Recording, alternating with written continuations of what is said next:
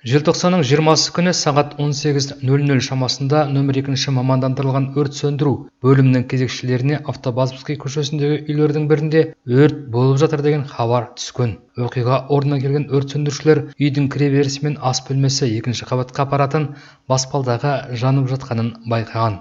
По прибытию к месту вызова был Өрт сөндірушілер келгесін 2 қабатты тұрғын үйдің ас бөлмесінде заттар, жиһаз және 2-ші қабатқа апаратын баспалдақ жанып жатқанын анықтаған. 17:56 от ауыздықталды, ал 18:08 толығымен өшірілді. Өрттің себебін анықтау кезінде үй иесі өрт қауіпсіздігі ережесін бұзғандығы анықталды. Нақтылап айтсақ, электр құрылғыларын қолданған кезде өрт қауіпсіздігі ережелерін сақтамаған. Қаламыздың төтенше жағдайлар басқармасы үй иесіне қатысты Қазақстан Республикасының әкімшілік құқық бұзушылық кодексінің 410 бабы бойынша әкімшілік хаттама толтырыпты. Екібастұз қаласының тұрғындары мен қонақтары өрт қауіпсіздігі ережелерін сақтаңыздар деп сұраймыз. Өздеріңізді және жақындарыңызды қорғаңыздар.